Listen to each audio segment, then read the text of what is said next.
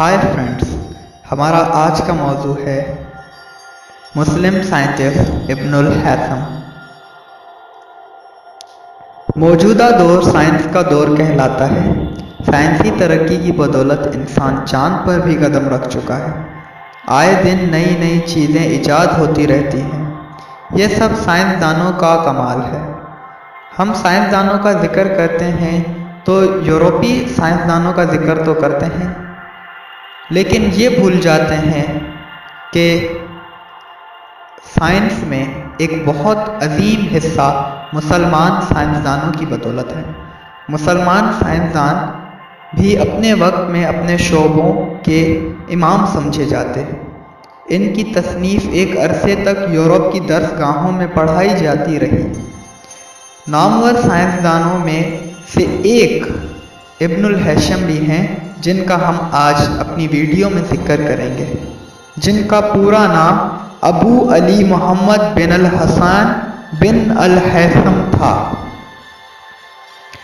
दुनियाए इस्लाम का ये अजीम तरीन साइंसदान बसरा में पैदा हुआ, वहीं परवरिश पाई। बसरा और बगदाद में तालीम हासिल की, जो उस ज़माने में अलूम व फ़नून का मरकज़ था।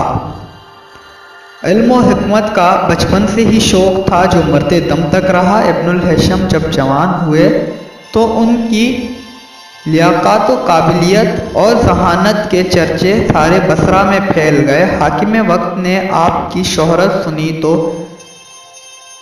बुलाकर एक बहुत आला ओहदे पर मुकर्रर कर दिया। इब्नुल हैशम ओहदे के बजाय लिखने पढ़ने को पसंद करते थे, लेकिन हाकिम वक्त का हुक्म था, इसलिए कबूल करना पड़ा। लेकिन जल्दी ही उन्होंने महसूस किया कि इस जिम्मेदारी को संभालने के बाद उन्हें लिखने पढ़ने का वक्त बिल्कुल नहीं मिलता, तो उन्होंने इस ओहदे को छोड़ देने का फैसला किया। उन्हें ये अंदाज़ा भी था कि हाकिम बसरा उनकी बात नहीं मानेंगे, इसलिए आपने पागलों जैसी हरकतें करना शुरू कर दी। कई साल इस तरह गुजरने के बाद जब हाकिम को यकीन आ गया कि इब्नुल हैशम एक पागल है, तो उसने उन्हें ओहदे से हटा दिया। इस तरह इब्नुल हैशम हाकिम बसरा से छुटकारा हासिल करने में कामयाब हो गए। इजिप्ट यानी मिस्र में दरियाए नील पर असवान के मकाम पर मिट्टी और पत्थर का सबसे बड़ा बंद मौजूद है। ये बंद असवान डैम के नाम से मशहूर है। इस बंद का मंसूबा भी इब्नुल हैशम ने ही पेश किया।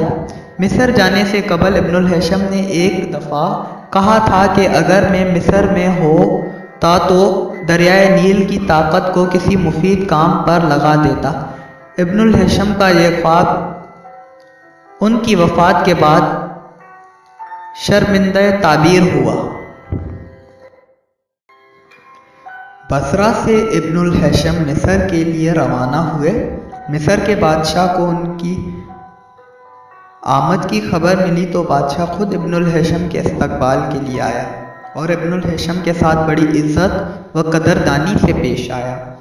कुछ दिनों की मेहमान नवाजी के बाद बादशाह ने इस ख्वाहिश का इजहार किया कि वो दरियाए नील के बारे में अपने मंसूबे पर काम शुरू करें।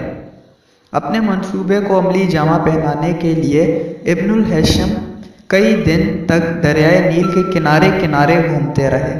आखिरकार वो ऐसी जगह पहुँचे जो बुलंदी पर वाक़े थी और जहाँ से दरियाए नील का पानी नीचे गिरता था।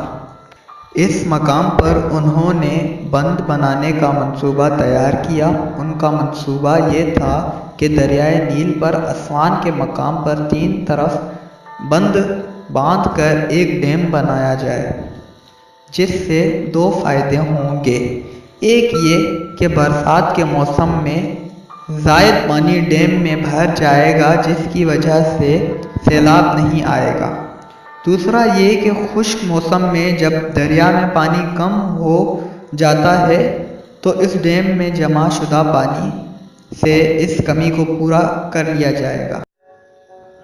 इब्नुल हैशम ने जब ये देखा कि इस मंसूबे पर बहुत ज़्यादा खर्च आएगा और इस खर्च की भरपाई मिस्र किसी और ममालिक से जंग करके हासिल करेगा, यानी जो माले गनीमत जंग में हासिल होगा उसे वो इस डैम के खर्चे पे लगाएगा और कई इंसानी जानें ज़ाया होंगी, तो इब्नुल हेशम ने मंसूबे पर काम न करने का फ़ैसला किया। इब्नुल हेशम बादशाह की खिदमत में हाजिर हुए और उसे सूरत हाल से आगाह किया। बादशाह अपने मल्की हालात से वाकिफ़ था, इसलिए उसने इब्नुल हेशम की बात मान ली और मंसूबे पर अमल दरामद न किया। बादशाह ने इसका सारा असासा बहक़ सरकार ज़ब्त करके उसे कैद कर दिया। इब्नुल हेशम बादशाह की मौत तक पागल खाने में कैद रहा और बादशाह की मौत के बाद उसे कैद से रिहाई मिली। रिहाई के बाद इब्नुल हेशम ने अल-ज़हार यूनिवर्सिटी के एक कमरे में क़याम कर लिया और इन साइंसी तहकीकात का आगाज़ कर लिया, जिनकी बदौलत उसे शोहरत दवाएम नसीब हुई। दूसरे मौज़ूआत के अलावा इब्नुल हेशम ने रोशनी पर सबसे ज़्यादा तहकीक की और रोशनी के मुतालिक अपनी मायानाज़ किताब अल-मनाज़िर तसनीफ़ की। इब्नुल हेशम की तहकीक के मुताबिक रोशनी माहियत के एतबार से तवानाई की एक किस्म है। ये नज़रिया सबसे पहले इब्नुल हेशम ने दिया। उन्होंने सबसे पहले ये नज़रिया भी पेश किया कि हम चीज़ों को इसलिए देख सकते हैं कि रोशनी उससे टकरा कर पलट कर हमारी आँखों तक पहुँचती है। इस तरह इब्नुल हेशम ने यह नज़रिया गलत साबित कर दिया कि निगाह या रोशनी आँखों से निकलकर चीज़ों पर पड़ती है। इब्नुल हेशम ने रोशनी के इनअकास और इनअताफ यानी रिफ्लेक्शन और रिफ्रैक्शन के असूल भी वाज़े किए जो आज तक मुस्तनद हैं। पिन होल कैमरा दुनिया की सबसे पहली कैमरा, जिसे उर्दू में सुई छेद कैमरा कहा जाता है, उसके असूल भी इब्नुल हेशम ने दरियाफ्त किए। इब्नुल हेशम का सबसे शानदार कारनामा क्रूई आईने के मुतालिक तहकीक है। आँख की साखत और इसके मुख्तलिफ हिस्सों के मुतालिक इसकी तहकीक बाद में दुनिया के लिए तकलीद का ज़रिया बनी। आज हम दूर और नज़दीक देखने के लिए ऐनक यानी ग्लासेस, दूरबीन यानी बाइनोकुलर्स, खोदबीनें, टेलीस्कोप्स या कैमरा में अद से इस्तेमाल करते हैं यानी कि लेंसेज।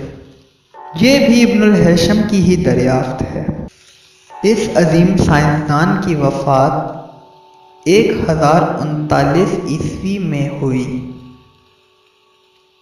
और काहरा में ही इन्हें सुपुर्दे खाक किया गया।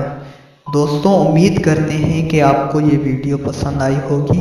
अगर पसंद आई तो लाइक ज़रूर करें और सब्सक्राइब करें हमारा चैनल। शुक्रिया।